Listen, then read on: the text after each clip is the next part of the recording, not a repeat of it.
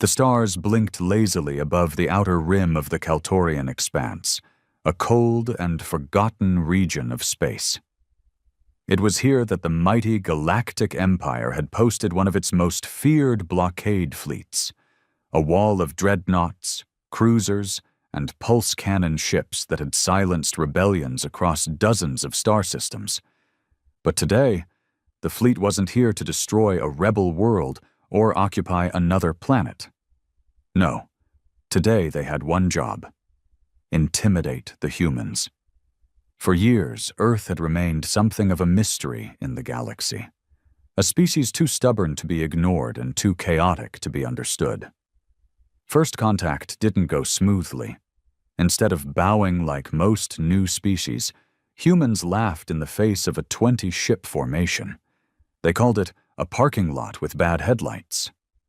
Galactic Command didn't forget that insult. So now, Admiral Threx himself, known as the Iron Whisper, had come with 50 ships, each capable of cracking a moon in half.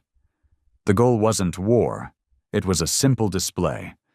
Show force, watch the humans submit, and record their surrender for the galactic news feeds. "They will kneel before our might," Threx declared on the bridge, his 4 insectoid arms clasped behind his back. "No species sees this fleet and does anything but beg." A silence fell over the command deck. Then someone cleared their throat. A young officer with a worried expression. "Admiral, incoming signal from the human fleet. They're responding." "Put it on screen," Threx ordered with a smirk. The screen flickered, and a feed popped up. A human ship sat calmly just outside the blockade. Not a warship. It was some kind of retrofitted freighter, rusty edges, mismatched armor, graffiti on the hull that read, "Bite me, bureaucrats." Inside the bridge was a bearded man in a Hawaiian shirt, sipping coffee from a metal mug. "Howdy," the man said, leaning in close to the camera. "This the Galactic Empire?" Threx narrowed his eyes. "This is Admiral Threx of the Galactic Dominion. You are surrounded. Surrender your vessel and prepare for boarding." The human didn't flinch. He looked to the side, took another long sip, then laughed. "Oh boy," he chuckled. "You brought 50 ships for me? What, you expecting me to sneeze out a black hole or something?" "Your insolence will be punished," Threx snapped, but the human just waved him off. "Save the drama, Six Eyes. I'm Captain Drew Sands. This here's the Trash Panda, and we don't do surrender. We do sarcasm, maybe bad decisions. Occasionally karaoke. You are surrounded by superior firepower. And you're talking to a guy who once flew a stolen ship into a sun just to prove a point. You sure you want to go back and tell your overlords that a guy in a t-shirt made you waste this much fuel?" Another screen lit up. Then another. And another. Human ships were jumping in, one by one. None of them looked military grade. Some looked like cargo haulers turned into warships with duct tape and rage. One ship's name tag literally read, "Not today, space Nazis." Threx stepped forward. "This is not a fleet. This is a joke." Drew raised an eyebrow. "Funny, that's what we said about your last invasion attempt. The Empire's fleet had never seen anything like it. Instead of showing fear, the humans were broadcasting music. Bad music, loud music, country covers of 1980s pop. Then came the kicker. One of the human ships projected a hologram into open space. It was a dancing figure, an ancient Earth meme, a baby in a diaper doing a terrible dance. "Is this psychological warfare?" one of Threx's officers asked, trembling. "No," Threx whispered. "It's worse." Inside their cockpits, human pilots laughed, passed snacks, and joked like this was a tailgate party. Drew grinned and tapped a button on his panel. "Hey, Admiral, you see all this? This isn't our real fleet. This is just our weirdos. You start something here, and our real warships will show up with coffee and grudges."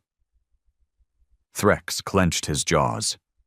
For the first time in a long time, He wasn't sure what to do. Threats didn't work. Numbers didn't work. And intimidation? That just got turned into a meme. The Empire had sent its finest. But the humans?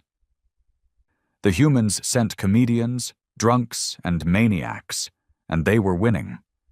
Admiral Threx paced the bridge of the Dominion Wrath, the flagship of the Empire's blockade fleet, his insectoid mandibles clicking in tight frustration. Around him, officers with pale, scaled skin and glowing implants tapped nervously at their panels. The sight on their main view screen wasn't something any of them had trained for. Dozens of human ships. None of them matching, all of them mocking. The trash panda still sat front and center, drifting like it owned the void. Captain Drew Sands had kicked his boots up on his console now. He wasn't even pretending to take the situation seriously. "Admiral," said Commander Ruxon, his voice dry and mechanical. "Shall we target their lead vessel?" Threx's upper hand twitched. "Firing on primitives? No. That would be beneath us. Let's escalate in a more civilized way." He tapped his comms. "Send out a distortion pulse. Let's knock out their comms. No more jokes, no more laughter." The pulse shot out in a wave of energy, silent, precise, and disruptive. It should have jammed every human frequency within 20 light seconds. For 3 glorious seconds, there was silence. Then, static. Then, a guitar riff. "Never gonna give you up? Never gonna let you down?" Threx's mandibles opened slightly. "What is that noise?" Commander Ruxon paled. "I believe they call it a Rick-roll, sir." The bridge fell deathly silent. Everyone had read the Terran cultural database. Some had dismissed it as a mess of irrational behaviors and outdated rituals. But this was a direct application of psychological warfare through absurdity. On the screen, Drew reappeared, holding what looked like a rubber duck wearing sunglasses. "You tried to jam us? That's cute. We reprogrammed your distortion field to stream our party playlist. You're now legally obligated to vibe." "Impossible," Threx snapped. "Their technology is centuries behind." Another officer interrupted. "Sir, they've hijacked our internal display system." The main screen flickered, and now showed a compilation of human soldiers doing stupid things with zero self-preservation, one driving a land vehicle off a roof, another juggling plasma grenades, and one slapping a giant bear in the face while screaming, "USA." Is this their battle record?" Threx hissed. "No, sir," Ruxon muttered. "That's just their internet." More ships warped in behind the human formation. Big ones this time. Heavier armor, rotating plasma turrets, reinforced shielding, the iron bucket, the oops-all cannons, the mildly concerning, and the worst one, the Your Mom. "Captain of the Your Mom here," came a new voice on comms, female, chewing gum loudly. "Hey, Empire dudes, anyone looking to get their dignity back? We're selling spares." Drew laughed in the background. "You're going to want to talk to Captain Nina. She's the queen of petty warfare." The Admiral's pride cracked right down the middle. "Enough," he growled. "Arm-targeting cannons. Aim at their flagship." "Sir, are you sure?" Ruxon asked. "These humans don't react to threats like others. They're clearly not afraid of death." "I don't care if they laugh at us. They will bleed before this day is out." Across the void, the human fleet kept up the antics. One ship released what looked like thousands of glowing ducks into space, actual plastic ducks, floating, bumping, spinning. Another projected an image of a cat in a military uniform onto the hull. One ship even broadcast a live poker game with the message, "Waiting on the Empire to fold." They weren't just ignoring the Empire. They were clowning it. But then the energy readings shifted. The Dominion Wrath's cannons hummed with deadly charge. Red lights pulsed across its hull. The air around it shimmered with heat as its plasma turbines aligned. On the trash panda, alarms finally went off. Drew blinked. Huh. Well, that ain't a joke. Captain Nina's voice cut in. They're targeting you. Fully charged. You sure you want to stay in that lawn chair, Drew? Drew smirked. Nah, I'm just waiting to see if they'll actually pull the trigger. Something tells me they haven't fought someone who enjoys explosions. And then, boom! A blast of blinding plasma tore through space, aimed directly at the trash panda. Smaller ships scattered.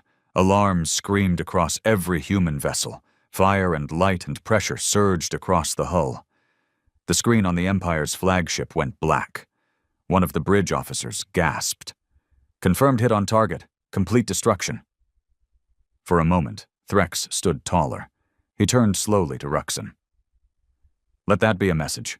Humanity laughs until fire rains. This will be remembered as the day they learned respect. But just then, a flicker. The screen lit up again. The trash panda. Still there. Not even scorched. In the background, Drew held up a sign that read, Miss me, losers? Threx stumbled back a step.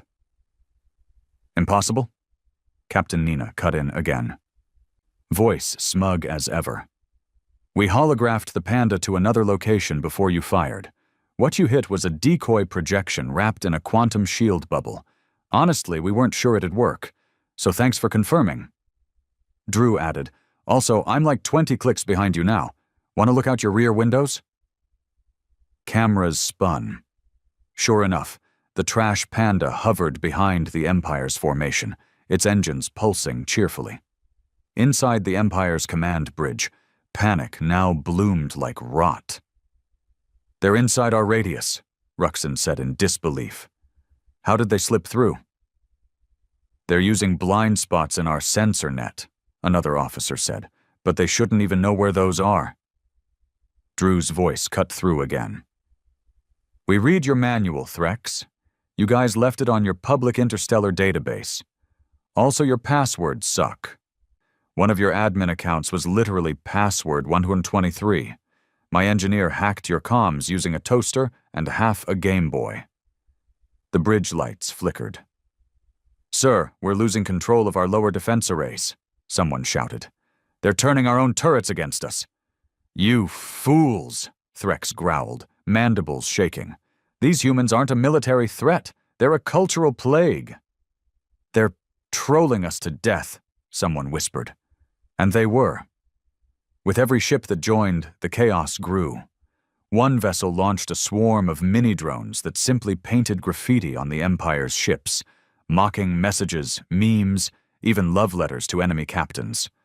One particularly bold message, spray-painted across the Empire's honor, read, Nice try, Star Karens.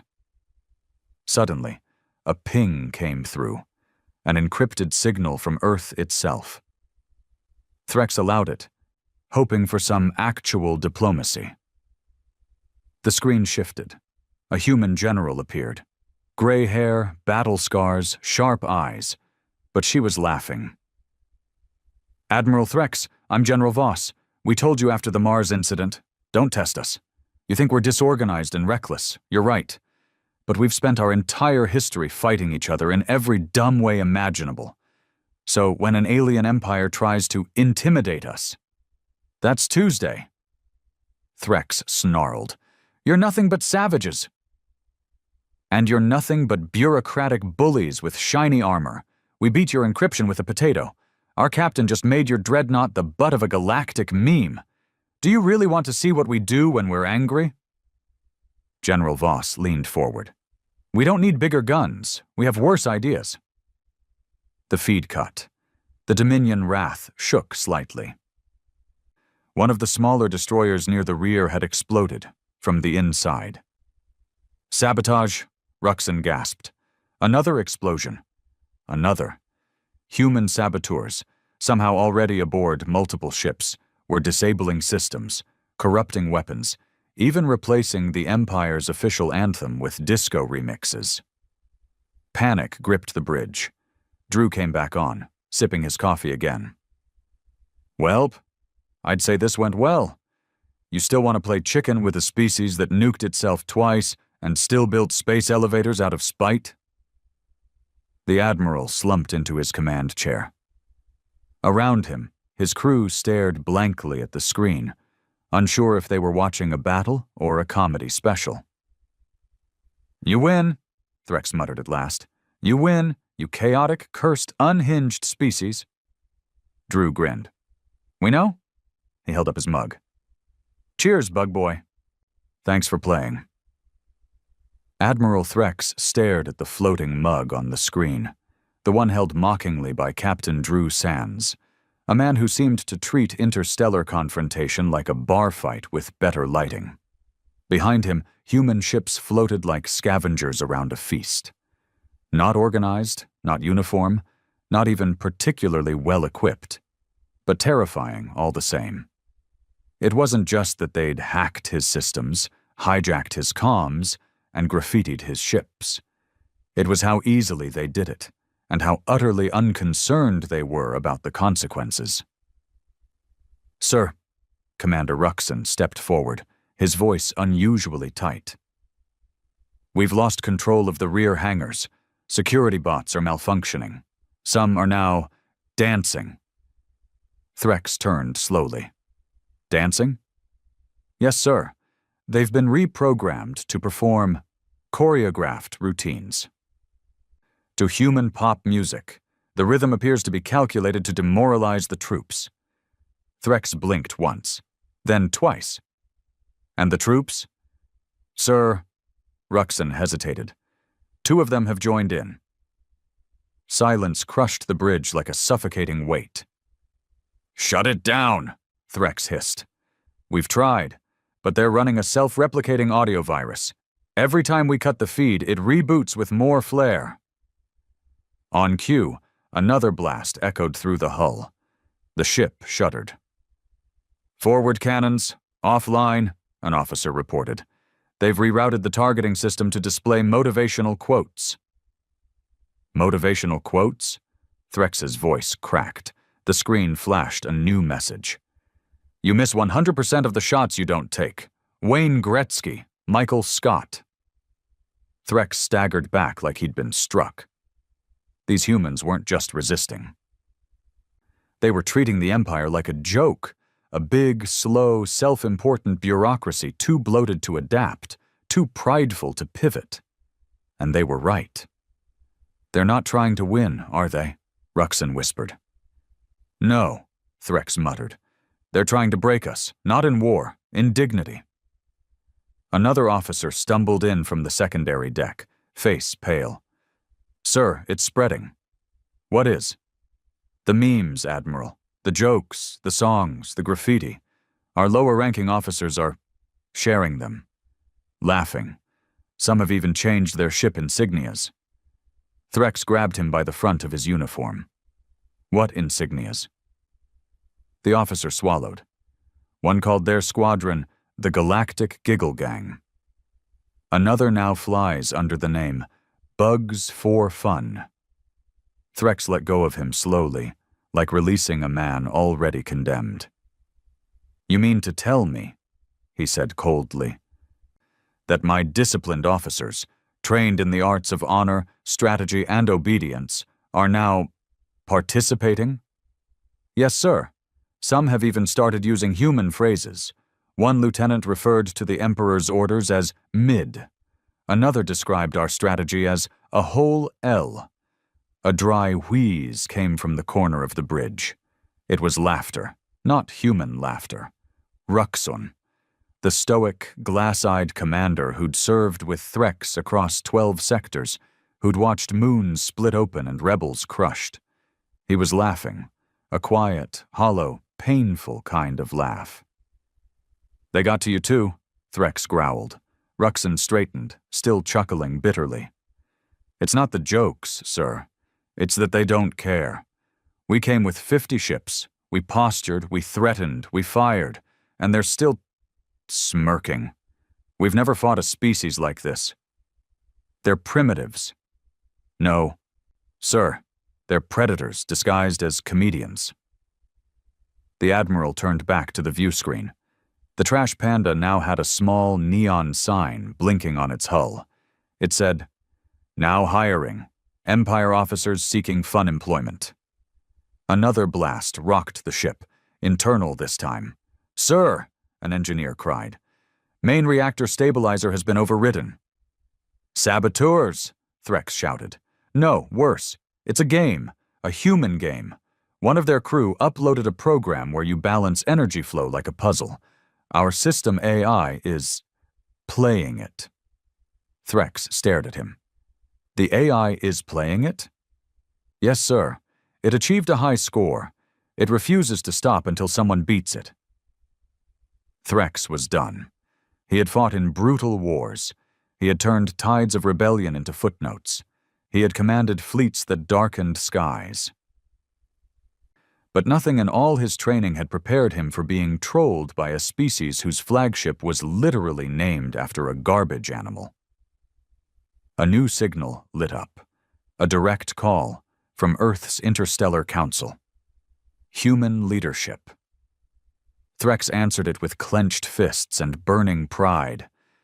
The face that greeted him was not what he expected. It was a teenager. A human girl, maybe 15, wearing a hoodie and chewing on a snack stick. "Yo, is this the Empire guy?" Threx leaned forward, squinting. Who are you?" "Jessica, Junior Ambassador. Everyone else was busy, so they told me to tell you to chill out. You're kinda embarrassing yourselves." "You sent a child to negotiate with a galactic military blockade?" Jessica shrugged. They figured it'd be enough. Threx's eyes twitched. "You're mocking the sanctity of diplomacy." Jessica grinned. "You fired a cannon at a party ship. You don't get to talk about sanctity, dude." And then she winked. The feed cut. For one long, tortured moment, Threx just stood there. Then he spoke, slowly, like squeezing out venom. "Prepare the main fleet. Recall reinforcements from the Argon Belt. I want 80 warships here in 6 hours. No more jokes, no more mercy. We erase them." "Sir," Ruxin warned, "with all due respect, I don't think that's the right move." "Why?" Threx snapped. "Do you think we should surrender?" "No. I think we already lost." The bridge turned to him. Ruxin stepped forward, dead calm now. "We came to make an example. They made us the punchline. We tried to crush their spirit. They crushed our image. Sir, there's a word for what they've done." "What?" "Meme warfare. They've turned the Empire into a joke across 3 systems already. I've seen transmissions. Civilians are laughing at us. Enemy factions are rejoining humanity just to mock us. Even some of our own allies are changing their comm names to things like Empire Simps and Crybaby Fleet." Threx's hands trembled. "Then what would you have me do, Commander? Beg for peace?" Ruxin looked at the screen. The trash panda was now spinning in slow circles, playing human banjo music. "I'd suggest we leave," Ruxin said, "before they drop another wave of dancing robots. Or the humans stop laughing, and we see what happens when they actually get serious." Threx hesitated. Pride fought with reason inside his chest. But in that moment, another signal came through. This one encrypted. From deep within the Empire's high command. He opened it. A single message. "Disengage immediately. Do not provoke further. They are chaos incarnate. We are not prepared." Signed by the Emperor himself. Threx stared at it, then shut his eyes. "Recall the fleet," he said at last. "Full retreat. Now." Ruxin saluted. "Yes, sir." The bridge moved quickly. Orders were sent. Engines warmed. The Empire's finest began to pull away, not in glory, but in humiliation. One ship left a trail of smoke shaped like a middle finger, courtesy of another hacked system. As they pulled back, Drew hailed one final time. "Hey, Admiral. No hard feelings. You're still top 5 on our most annoying invader list, just under the door-to-door vacuum sales aliens. Threx didn't respond. He cut the feed. Behind them, the human fleet celebrated. Confetti cannons, streamers. Ships doing synchronized spins while blasting weird folk music. They'd won. Not with firepower, not with strategy, but with chaos, creativity, and a complete rejection of fear. They laughed. And the Empire? The Empire ran. The stars hadn't changed. The galaxies still spun. Trade routes still thrummed with traffic. But something in the galaxy felt different. Everyone knew it. The day the Empire ran from a fleet of Terran misfits, the galaxy didn't just laugh. It paid attention. News feeds replayed the footage on loop. Human garbage ship outsmarts galactic navy. Empire intimidation fails spectacularly. Dancing robots now standard defense. Entire systems that had once whispered about human recklessness now shouted about their defiance. On the moon city of Reth-Kar, thousands gathered in city squares to watch a hologram of the incident. Laughter echoed through the crystal domes as Captain Drew Sands saluted Admiral Threx with a rubber chicken. Children wore shirts that said, "Trash Panda Defense Force." Even some Empire citizens, quietly, cautiously, shared the memes on their secure networks. And in darker corners of the galaxy, where rebellion stirred beneath polished boots and synthetic banners, hope began to spread. If humans could humiliate the Empire with party playlists and sarcasm, maybe they weren't so unbeatable after all. But back on Earth, things weren't exactly celebratory in the high towers of power.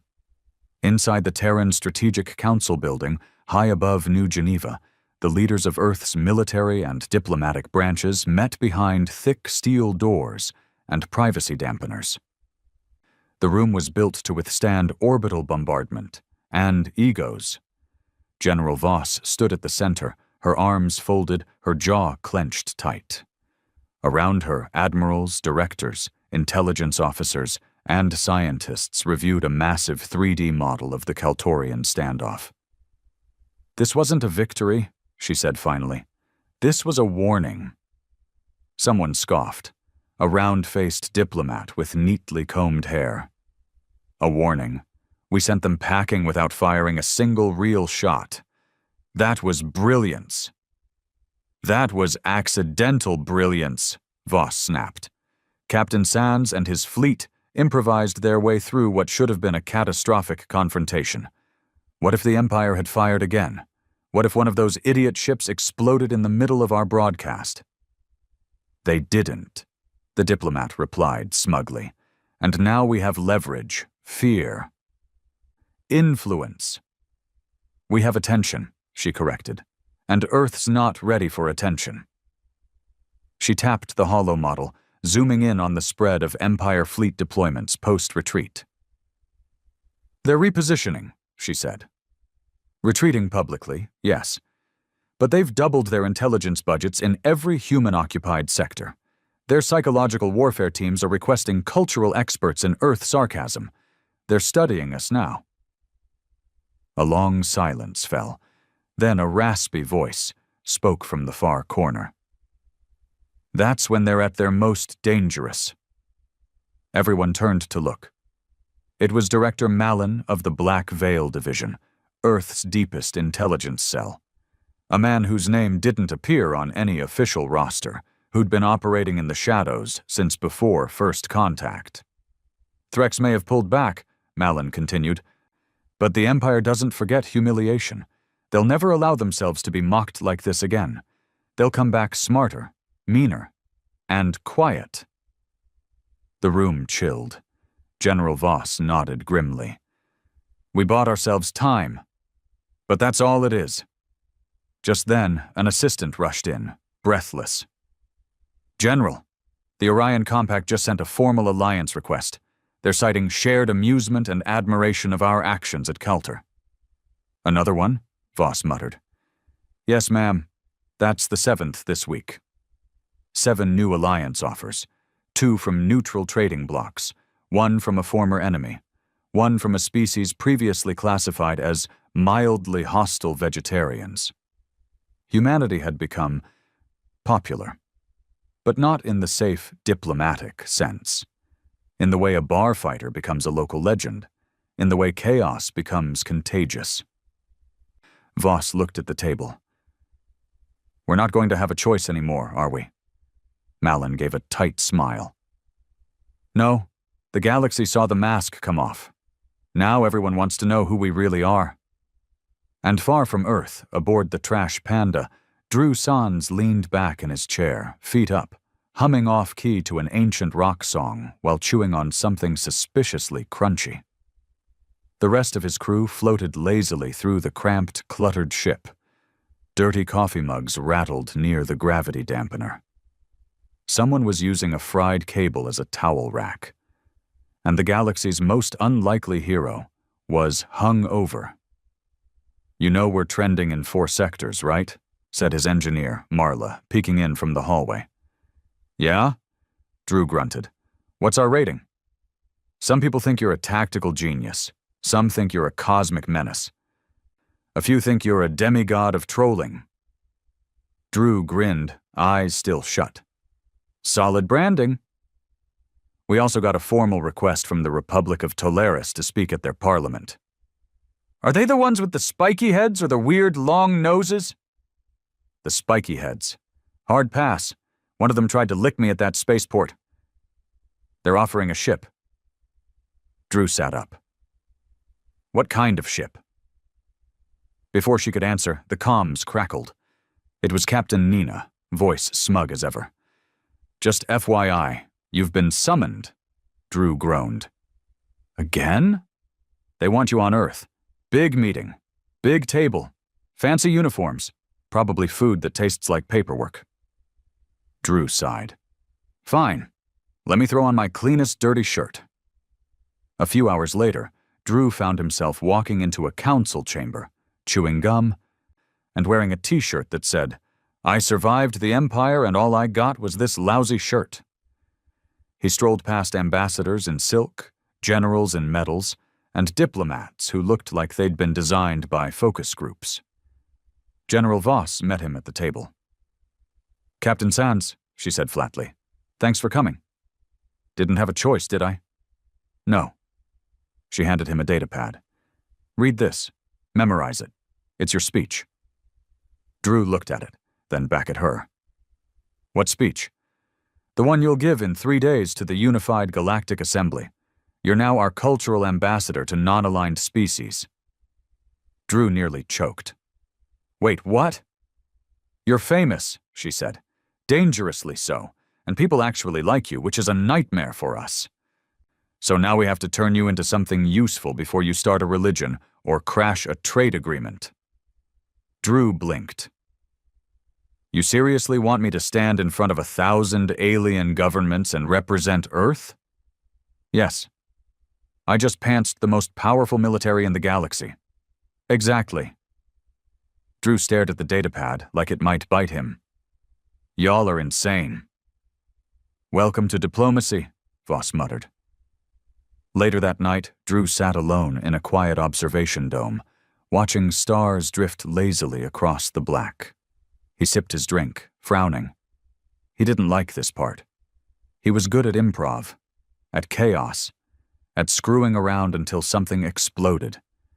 But now the stakes felt heavier. The galaxy wasn't just laughing anymore.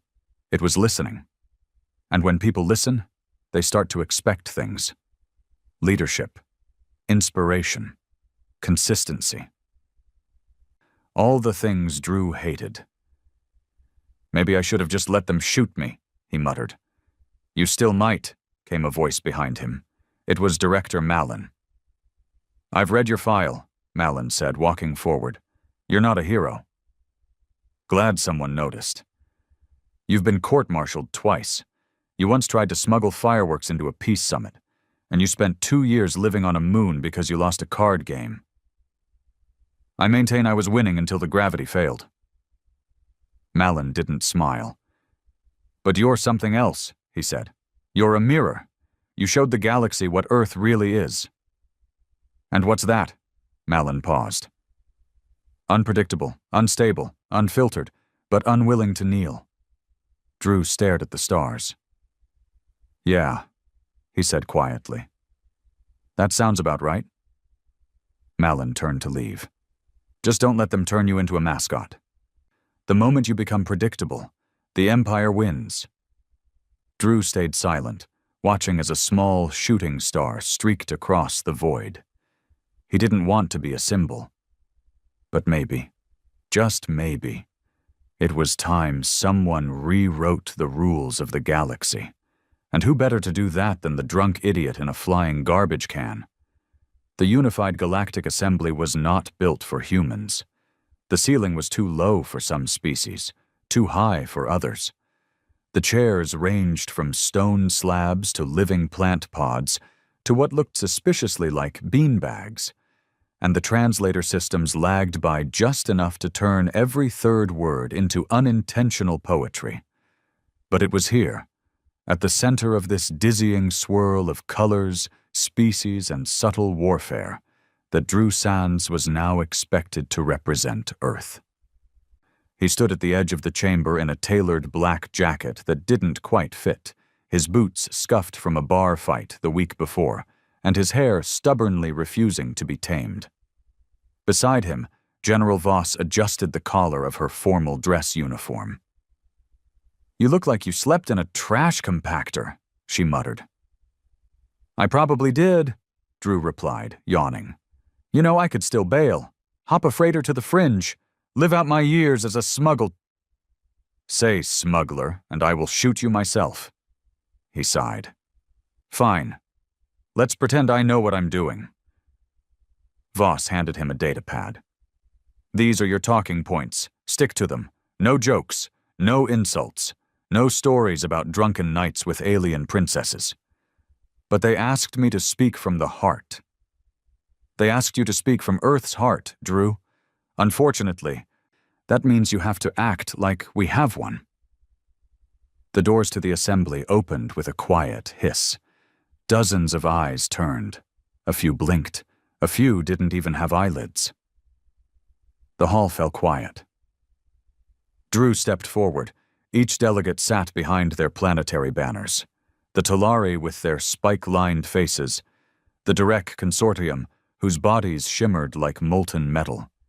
The gentle-eyed Ohlari, who spoke entirely in scent and light. And at the back, silent, observing, sat 3 members of the Empire's diplomatic wing. Not military, but no less dangerous. Drew's boots echoed on the polished stone floor. He reached the central podium, tapped the mic, and cleared his throat. "Right," he said. "So, I guess I'm the reason everyone's been having a bit more fun lately." No response. He glanced at his datapad, squinted, then tossed it on the floor. "Let's not pretend. You all saw what happened at Kelter. You watched the mighty Empire line up 50 ships to scare a bunch of glorified space truckers." A few quiet chuckles. One loud snort from a reptilian-looking delegate. "And you saw how we responded, with memes, duct tape, and poor life choices, which I admit isn't very professional." He paused. "But you know what it was?" Silence. "It was real. It was us. We didn't posture. We didn't lie. We didn't threaten. We just showed up and said, 'No thanks.' And when the Empire pushed, we laughed, because we've learned something over the centuries." Drew leaned forward. "Fear only works on people who've never had everything burned before. Earth. We've burned plenty. We rebuilt from ashes more times than I can count. So if someone comes knocking, trying to scare us into obedience, well," he grinned, "they better knock harder." Now the laughter came. Not loud, not wild, but real. Even the Direct envoy flickered with a hint of amusement. The Talari clicked their fangs softly, approval in their language. And the Olari glowed a soft lavender, a color of cautious respect.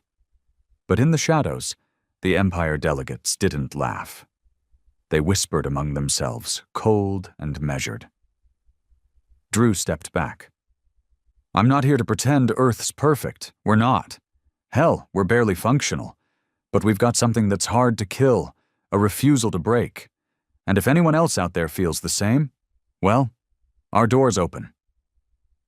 With that, he left the podium. Voss was waiting in the corridor, arms folded. You threw away your speech. Wasn't my voice, Drew said. You also called the assembly barely functional. I was being polite. She sighed. They liked you. Terrifying, isn't it? Later that night, Drew sat in the diplomatic quarters, a sleek, sterile apartment in the assembly tower. It had no personality, no soul. Everything smelled faintly of sanitizer and ambition. He stared at the stars through the glass wall. Something felt wrong. It had been creeping in all day, a hum beneath the surface, a tension in the air, like waiting for a punch that hadn't been thrown yet. Then the message came. Encrypted. Unmarked. Delivered through a shadow server only the Black Veil Division used. Drew opened it. They've infiltrated the assembly. Watch your back. Empire isn't done. Malin. Drew stared at the words. Then his door hissed open. A woman entered. Pale skin. Golden eyes. Wearing the deep green robes of the Empire's diplomatic corps.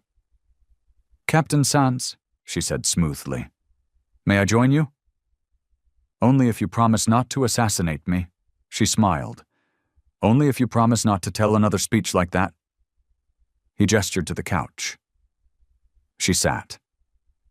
I'm Envoy Telia, she said.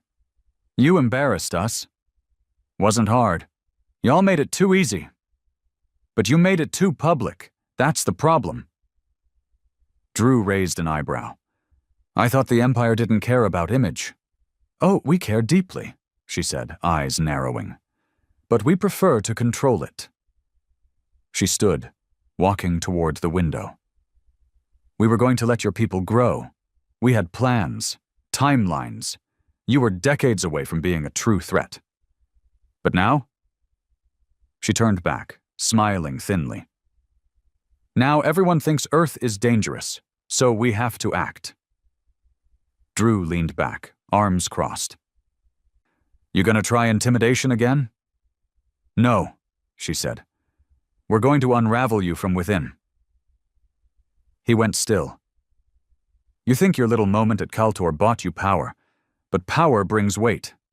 And Earth? It isn't ready. You'll attract followers, yes, but you'll also attract enemies. Enemies that don't play fair, that don't laugh, that don't miss. She leaned in close. You made yourselves a symbol. Symbols burn best. Then she was gone. Drew sat there, staring at the space she'd left. And for the first time since the standoff, he wasn't smiling. The next day, chaos hit the assembly. A delegate from the Arcan Spires collapsed mid-session. Poison. A slow, engineered toxin that had no scent, no taste, and no cure. Except one known only to the Empire. Hours later, an encrypted message leaked to the press, claiming Earth had supplied the toxin. No evidence, no trail, but enough to cause whispers. Earth's allies began to question. Neutral worlds pulled back their ambassadors. One of the human trade envoys was denied entry to a diplomatic function for security reasons. The Empire hadn't fired a shot, but they'd begun their attack. Quiet, calculated, rotting trust from the inside. Drew stormed into the Earth Council's chamber, Voss and Malin already waiting. They're playing us, he snapped, throwing a datapad onto the table. One delegate dead, another in hiding, rumors flying everywhere, and we're just letting it happen? We're not letting it happen, Malin said. We're tracking it, quietly. We should be louder. That's exactly what they want. Voss stood. You're a symbol now, Drew. They're trying to stain your name, Your moment. If you react emotionally, you'll confirm everything they're whispering. So what? I just sit here while they rewrite the story? No, Malin said. You do what you did before. You outthink them. Drew stared at him. How? Malin leaned forward. You're not just our ambassador anymore. A pause. You're going undercover. They stripped Drew Sands of everything that made him comfortable. The jacket, the boots, the smirk, gone. No coffee mug, no crew, no music. Just a silent room buried beneath Earth's defense command. White light humming from overhead, a single steel chair in the center. Director Malin stood with arms crossed, flanked by two grim-faced agents in nondescript black. This isn't a mission, Malin said. It's a virus. You're going to slip into the Empire's bloodstream and make them sick from the inside. Drew didn't reply. He hadn't slept since the poisoning at the assembly. The image of the Arkan delegate coughing blood onto his robes played on loop in his head. And worse, Earth had been blamed. Someone had whispered the lie so effectively, so perfectly, that truth didn't matter anymore. What's the cover? Drew asked finally. Malin handed him a black box. Inside, a datapad, a neural override chip, a set of retinal lenses, and a stack of forged IDs. You're going in as Kel Novar, a disgraced Terran tech merchant working black market jobs. We're smuggling you onto a station the Empire thinks it controls. Station Veritas. Drew raised an eyebrow. That intel hub in the shadow sector? Exactly. It's where they process internal surveillance, including what they're feeding to the galaxy about Earth. Propaganda, false flag evidence, asset manipulation. And I'm supposed to just walk in? No, Malin said. You're going to get arrested. Drew blinked. Excuse me? Station Veritas processes information from detained smugglers and hackers. You get caught with just enough Empire encryption keys, and they'll want to interrogate you. Not kill you? Not yet. They'll try to flip you. And when they do? Malin's eyes turned cold. You flip them back. 3 days later, Drew found himself shackled to a chair in a freezing, gray interrogation room aboard Station Veritas. The walls pulsed faintly, a signal-dampening field to block neural comms and off-grid implants.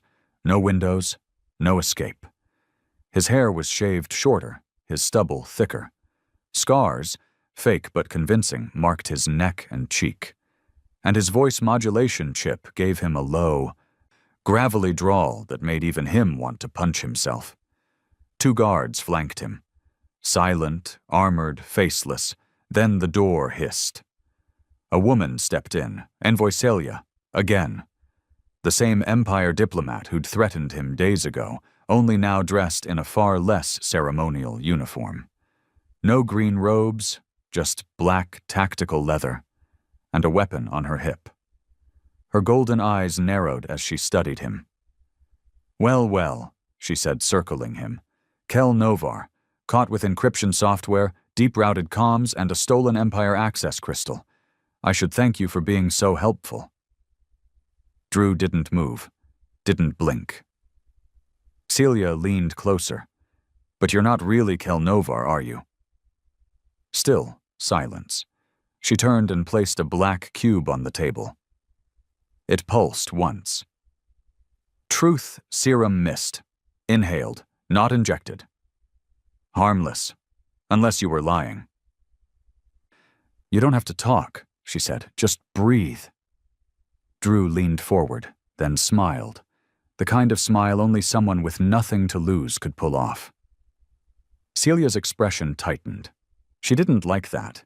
She preferred fear. So, she said coolly, sitting across from him, let's pretend you're nobody. Let's say you're just a failed smuggler trying to make credits. Why would you risk hacking Empire codes? Drew shrugged. They looked lonely. She blinked. He kept going. Look, I don't like empires. I don't like rules. I especially don't like getting told when I can and can't fly through some empty-ass corner of the galaxy because a bunch of beetle people parked a dreadnought there. I got nosy. Sue me." Celia tilted her head. "You're mocking me." "I mock everyone. It's a coping mechanism." She leaned forward, voice sharp. "You're not funny. You're not clever. You're a cockroach in our house." Drew grinned wider. "Well, you shouldn't leave your snacks out." Her hand snapped across the table, grabbing his throat. The guards didn't move. They weren't there to protect him. Only to watch. "You don't know what you're playing with," she hissed. "You think this is a game, that we're fools. But this station processes the truth, and when we're done with you, your own people won't recognize your voice, your face, or your loyalty." Drew didn't blink. He whispered, "Then I guess you'll just have to guess which part of me lies first." She let go, stood up. "Put him in processing," she snapped. "If he's a real smuggler, we'll find out. If not, we'll find out faster." Hours turned to days. They kept Drew in a rotating cell, lights on 24/7, no consistent schedule, no clocks, no names. They asked questions, probed memories, slipped drugs into his food, ran simulations to manipulate emotional triggers. None of it worked, because Drew Sands wasn't relying on training. He was relying on something far more terrifying to the Empire: improvisation. He gave them just enough to stay curious, not enough to confirm. He let them believe he was selfish, bitter, disillusioned with Earth. That maybe, just maybe, he'd sell out. He waited. And eventually, the offer came. A different room. Dim. Quieter. A desk with a data terminal and a small meal. Real food this time. A token of trust. And Kelia. "You've been holding back," she said. "I admire that. But it's time we stop dancing." Drew gave a tired laugh. "Finally, I hate dancing." "You're not a nobody," she said. "You're someone Earth wanted buried. I can see it in your file. Too smart to be just another tech dealer. Too dangerous to be left alone." She slid a folder across the desk. Inside, surveillance images. Shots of Drew. Not as Kel Novar. As himself. The trash panda, crew files, even footage from the Calter standoff. They knew. And still, they hadn't killed him. Because they wanted to use him. "You were a symbol," she said. "You made Earth something it isn't. Brave, defiant, funny. But now? Now you can help us remind the galaxy what Earth really is." She smiled. "Fragile, corruptible, selfish." Drew leaned back. "And what? I give a fake confession? Say Earth engineered the poisoning? That we're secretly building weapons?" "Yes." "Why?" She folded her arms. "Because words matter more than wars. And when the galaxy sees their hero say the truth, even if it's a lie, they'll believe it. We won't have to fire another shot." Drew was quiet for a long time. Then he reached for the datapad she offered, opened it, read the script. It was perfect, clean, convincing, all the right phrases, timed pauses, measured guilt. "Broadcast goes out in 48 hours, Celia said. "We'll make you comfortable until then." Then she left, the door sealed, and Drew finally exhaled. Buried in the datapad's metadata, invisible to the naked eye, was a line of code he had hidden in a subtle memory tick motion when he first opened it. A signal. To Earth's shadow net. Transmission started. Hours later, far beneath the station, Malin's off-grid team received the ping. Drew was in. Now all they had to do was get him out. The galaxy didn't know it yet, but it was 24 hours away from believing Earth was the villain. On the surface of Station Veritas, preparations for the broadcast were underway. Technicians ran diagnostics on the comm relays. Broadcast towers buzzed. Dozens of holofeed networks had already been alerted. A surprise announcement was coming from a high-ranking Terran insider. But down in Sector 9, in the bowels of the Empire's shadow fortress, Drew Sands sat in a cold cell, staring at the script that was about to shatter his homeworld's reputation. He wasn't scared. He was pissed. The Empire had outmaneuvered him. They'd played the long game, and now they wanted to make him the weapon, the face of Earth's downfall. But what they didn't know was that he'd already loaded the bullet. At the edge of the station's sensor range, a small freighter drifted silently, unarmed. Dirty, camouflaged with debris. Inside, Malon's Black Veil strike team was suiting up. "Operation Fallback is green," said Agent Riva, locking her pulse suppressor to her back. "Extraction window is narrow, 32 minutes from breach to evac." Malon stood in the center of the bay, calm as ever. "This is not just a retrieval," he said, eyes locked on the glowing schematic of Station Veritas. "If that broadcast launches, Earth's entire alliance net collapses. We'll be labeled liars, manipulators, warmongers." "Won't matter if we punch out the signal node," Riva muttered. Malon nodded. "That's Phase 2. Phase 1. Get Drew out alive. He's the only one who knows the internal override route." Another agent, tall and skeletal in her suit, raised a hand. "Do we trust him?" Riva answered first. "He's chaos," Malon smirked. "He's human." Inside the station, Drew had finished memorizing the script they wanted him to read. He had to admit, they were good. The lines hit all the right emotional cues. Subtle self-deprecation, betrayal, doubt. It even referenced personal memories that had been scraped from his own data history, carefully twisted just enough to sting. "I was wrong about Earth," it read. "We never wanted peace. We wanted leverage." He almost laughed. That line alone would destroy half of Earth's alliances, unless he rewrote the ending. The door hissed open. Envoy Celia entered with 2 guards. She looked pleased. "Sleep well?" she asked, smug.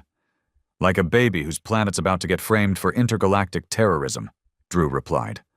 She ignored the sarcasm and handed him his broadcast uniform, a sleek gray tunic with no insignia. "You'll read it live.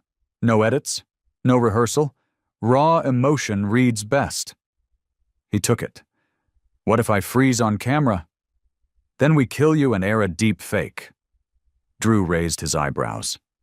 "Y'all really suck at pep talks."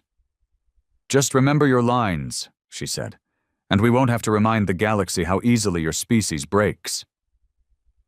Then she left again. But she'd made one mistake. When she opened the door, she used a master keycard.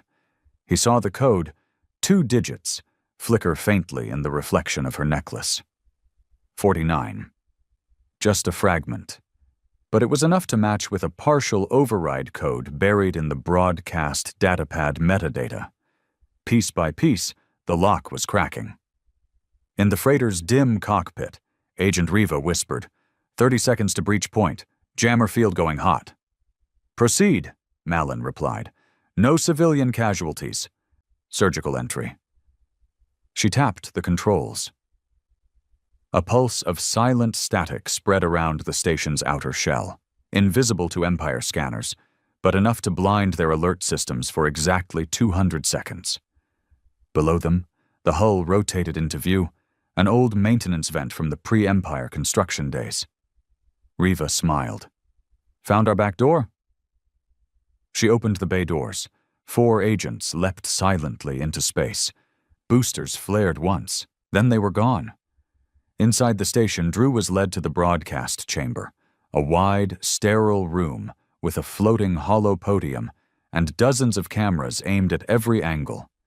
Red lights blinked across control panels. An Empire broadcast director sat behind a glass wall, nodding coldly. "We go live in 10 minutes," he said. Killia stood to the side, arms folded. Her gaze never left Drew. He took his place at the podium, glanced once at the script display, then smiled. Because he didn't need the script anymore. On the lower decks, Malin's team breached a maintenance tunnel. No alarms, no resistance. The static jammer was working. "Riva, move to the signal core," Malin ordered. "We delay the feed from broadcasting even if Drew fails." "Copy. On the move." "Agent Saul, you're with me. We get the package." They moved fast, darting through dead zones in the camera network, slicing into control panels, dropping EMP charges that silently fried Empire drones before they could blink. By the time the Empire realized someone was inside, they'd already reached Sector 9. Inside the broadcast chamber, Drew adjusted the mic. 5 minutes, said the director. Kelia approached. She looked calm, but there was tension in her jaw. A sliver of doubt.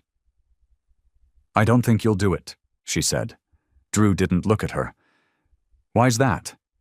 "Because deep down you're tired of fighting, and you know you can't win." He turned, looked her straight in the eye. "Lady," he said, "I've lost so many times I stopped counting, but I've never stopped trying."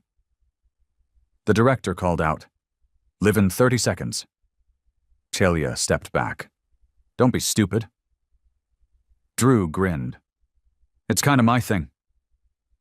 Just as the red live light blinked on, Malin's voice whispered in Drew's ear, faint, buried deep in a hidden comm implant.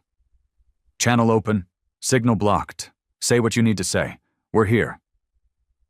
Drew looked straight into the camera and started to speak, but not from the script, not from fear, from fire. "My name is Drew Sands. Earth didn't write this message." Behind the glass wall, the director froze. "Cut the feed! Cut it now!" But the override had already been engaged, by Riva in the signal core, who was now locked in a fistfight with 2 Empire techs, blood running from a gash over her eye as she slammed the release key one final time. "You've been lied to," Drew continued. "This isn't a confession, it's a warning. The Empire tried to break us not with weapons, but with narratives, with whispers, with cameras." Security guards burst into the chamber. Too late.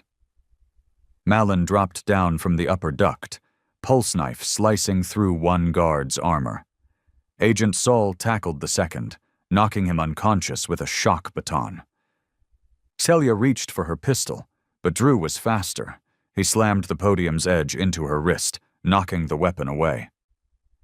"I don't speak for Earth because they asked me to," he shouted.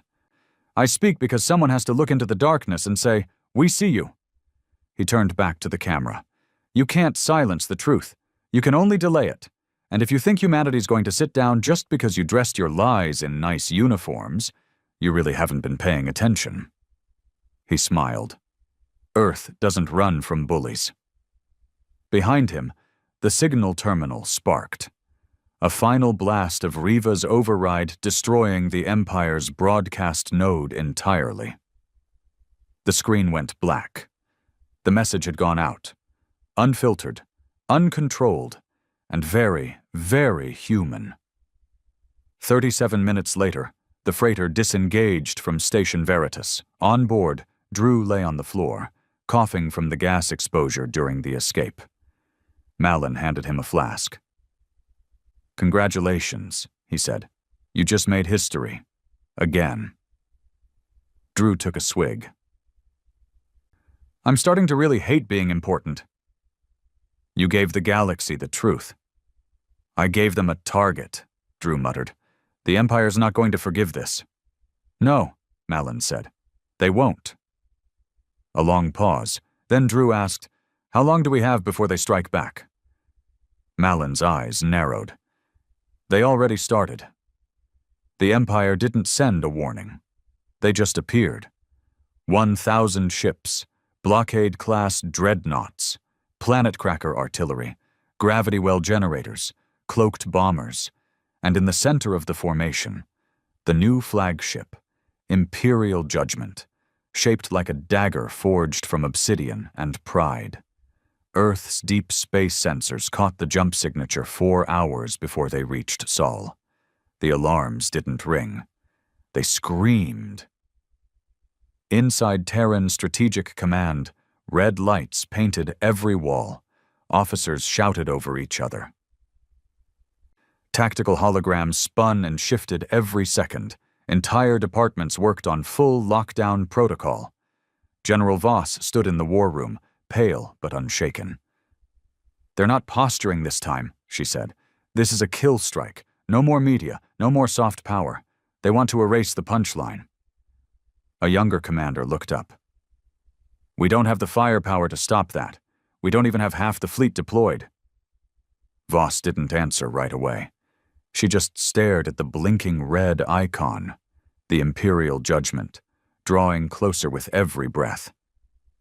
"We can't stop them with guns," she said at last. "Then what the hell do we stop them with?" Behind her, the room's doors hissed open. Drew Sands walked in, his jacket still stained with blood from Veritas, his eyes sunken with exhaustion, his smirk gone. "You stop them," he said. "With chaos." The Imperial Judgment arrived at Pluto's edge with no ceremony. It didn't need one. The formation spread like a mechanical storm, positioning itself with terrifying efficiency. On every frequency, the Empire broadcast a single message. This is the end of Terran defiance. No further warnings, no surrender accepted, no negotiations. Across Earth, people held their breath. And then, a single Terran ship jumped into the middle of the formation. The Trash Panda. Broken. Burned. Missing an engine panel. And very, very loud. "Hello, cockroaches!" Drew's voice echoed across every comm. The bridge of the Judgment went still. Admiral Threx stood at the center, now wearing ceremonial war armor, mandibles clenched. "He dares. He mocks," said one of his officers. "As always." Threx narrowed his eyes. "Destroy him." "Sir, he's broadcasting a signal. Wide frequency, multi-spectrum." "Jam it." "We can't. It's bouncing off our own shield systems." And then it played. Across every Empire ship, every comm, every channel, a voice, a message, a memory. Drew's speech from Veritas, uncut, unfiltered, unedited, Earth's truth, blasting from inside the Empire's own formation. Threx's mandibles trembled. Trace it. Now. But they couldn't. Because it wasn't just the Trash Panda broadcasting anymore. Dozens of civilian vessels blinked into view, surrounding the formation from all angles. Transports, miners, private haulers, retired freighters, every ship Earth had that could fly. None were armed, but all were broadcasting. The speech, the memes, the graffiti, the laughter, the spirit. "You think you can kill a planet by shooting its people?" Drew said. "You can't, because Earth isn't land. Earth is stubbornness wrapped in skin." Aboard the Judgment, officers shouted about signal corruption, comms failure, subsystem loops. "Sir," one technician said, trembling, "the enemy fleet is not engaging us. They're playing videos." "Videos?" Threx snarled. "Yes, sir. One is just a cat playing piano, repeatedly." It got worse. The Empire's auto-targeting systems began to loop, their war maps overloaded. Their command AIs started to mimic human responses, giggling, looping GIFs, and one system even renamed itself Emperor Kitty Pants. Inside the Trash Panda, Drew grinned, though sweat poured down his neck. "Malin, status?" On the other end, Malin's voice came through, sharp, steady. "Your broadcast viruses are working. Their internal systems are collapsing. Their ships don't know who's in charge anymore. I love it when a bad idea works. But this won't hold," Malin warned. "They're adapting. You've got 10 minutes, maybe." Drew switched channels. "Earth Command, start the evac now. Get every station, every transport, every family to safe jump points." "And the defense grid?" Voss's voice replied. "We keep it cold." "Drew!" We're not winning this by looking tough. We're winning this by making them look stupid. Voss was silent. Then, understood. And the Empire was furious. Threck slammed his fist into the console. Open fire, everything, everywhere. The dreadnoughts roared to life. Plasma cannons hummed, missiles locked, planet crackers warmed up. They fired. But not at Earth. At the floating decoys Drew's team had left in orbit, hollow ships rigged with signal loops and plasma reflectors. The first wave of blasts slammed into nothing. The second wave rebounded, some back into Empire formations, causing chaos and confusion. And then, a scream. Internal explosion in Valor's grasp. Friendly fire confirmed. The Empire's fleet had shot itself. Exactly what Earth wanted. Now, Drew whispered, bring them in. Across the stars, Earth's hidden fleet jumped in. It wasn't large, it wasn't polished, but it was ready. The Oops all cannons, the Your Mom, the intergalactic dumpster fire, even the mildly concerning, all of them armed, angry, and grinning. They opened fire, but not recklessly, not wildly. They picked off Empire comms ships, sensor relays, strategic nodes. They turned the Empire blind. It wasn't a battle, it was a prank war with consequences. And in the middle of it all, Drew Sands, still broadcasting, still laughing, still very much alive. 20 minutes later, the Imperial Judgment limped out of the Sol system, trailing smoke, missing 2 wings, and having lost nearly a third of its fleet to confusion, hacking, and sheer humiliation. Admiral Threx was silent as his officers tried to process the loss. But he knew. It was over. Not because Earth had stronger ships, but because they had something worse. An idea. An idea that couldn't be bombed or silenced. That an empire built on fear could be torn apart by a joke that hit too hard. On Earth, the skies were clear. The people watched the stars, waiting for the next move. But it didn't come. The Empire didn't return. The Assembly rescinded their sanctions. New alliances formed, old ones strengthened. And Drew Sands stood before the Earth Council weeks later, now wearing a suit that almost fit.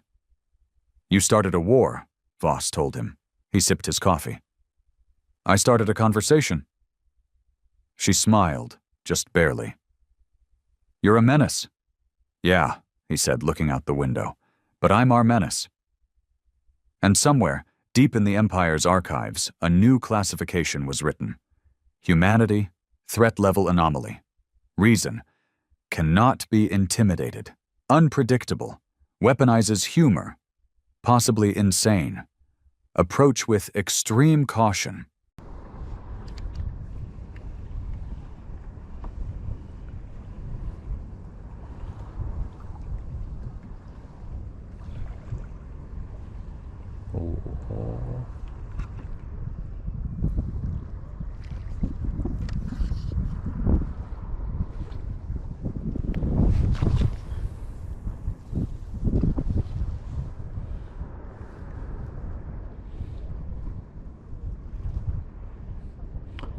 がいきなり8になった。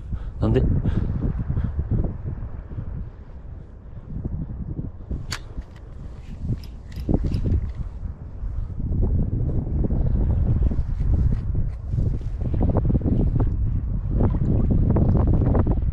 風が強い。走りだ、この後風やむよな。